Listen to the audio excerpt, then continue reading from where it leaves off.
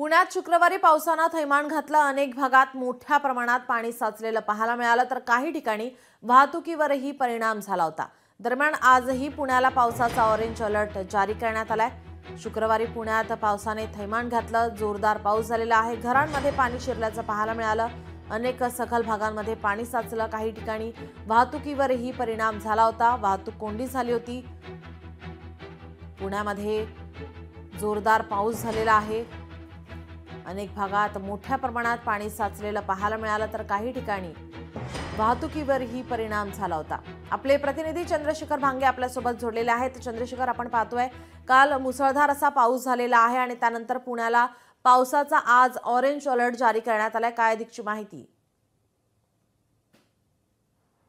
खरं तर पुण्यातील आयबी जी आहे, ज्या ठिकाणी आमदार निवास जिथं आमदार राहतात, त्या ठिकाणी मोठ्या प्रमाणात पाऊस जो आहे तो झाला आणि त्या ठिकाणी जे आमदार राहायला होते त्या ठिकाणाहून त्यांना दुसऱ्या ठिकाणी जे आहे ते शिफ्ट करण्यात आलं। खरं तर मुसळधार पावसामुळे त्या ठिकाणी गुडघ्यात भर पाणी जे आहे त्या ठिकाणी साचलं होतं। त्या ठिकाणाहून आतमध्ये प्रवेश करण्यासाठी त्या ठिकाणी नागरिकांना आणि आमदारांना जाण्यास येत नव्हतं। त्याचबरोबर आपण पाहिले की पुणे जिल्ह्यातील चरोलीमध्ये सर्वाधिक पावसाचा फटका आपल्याला पाहायला मिळालेला आहे। चरोलीच्या भारतीय पंतप्रधान आवास योजना जी आहे त्या ठिकाणच्या वसाहतीमध्ये मोठ्या प्रमाणात पाऊस आला आणि 5 ते 7 ज्या गाड्या आहेत, 4 व्हीलर आणि 2 व्हीलर, त्या वाहून गेल्या होत्या।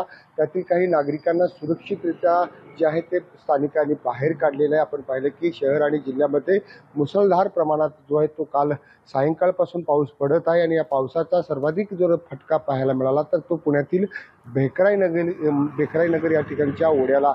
या ओढ्याचं पाणी थेट रस्त्यावर आल्यानं पुणे सासवड जो रस्ता आहे तो काही काळ थांबविण्यात आला होता। त्या ठिकाणी रस्त्याचं मोठ्या प्रमाणात काम सुरू आहे आणि तशातच मुसळधार पावसामुळे पूर्ण रस्ता जो आहे तो जलमय झाला होता आणि शहरातील वेगवेगळ्या भागामध्ये सुद्धा आपल्याला मोठ्या प्रमाणात पाऊस झाल्यामुळे अनेक ठिकाणी पूरजन्य परिस्थिती पाहायला मिळाली। त्यामध्ये आपण प्रामुख्याने पाहिलं तर पुणे स्टेशन परिसरामध्ये सुद्धा मोठ्या प्रमाणात जे आहे ते पाणी साचलं होतं आणि या पाण्यामधून दुचाकी आणि चारचाकींना वाहने चालवण्यास मोठ्या प्रमाणात कसरत करावी लागत होती। काल सायंकाळच्या सुमारास चाकरमान्यांची सुट्टी झाल्यानंतर या मुसळधार पावसाला सुरुवात झाली आणि शहर जिल्ह्यामध्ये सध्या ढगाळ वातावरण आहे आणि पावसानं पुन्हा एकदा जो आहे तो येलो अलर्ट जो आहे तो या ठिकाणी दिलेला आहे प्रशासनानं आणि पुढचे काही तास जे आहेत पुन्हा पुण्यासाठी पावसाचे असणार आहेत। त्यामुळे सुरक्षित ठिकाणी पुणेकरांनी थांबावं आणि सुरक्षित ठिकाणी पोहोचावं असा आवाहन सुद्धा वेधशाळेने या ठिकाणी केलेलं आहे। याचे अपडेट आम्ही तुमच्याकडून घेतच राहू। तुर्तास धन्यवाद आपण दिलेल्या माहितीसाठी। लोकशाही मराठी ऐका, पहा, जागरूक रहा।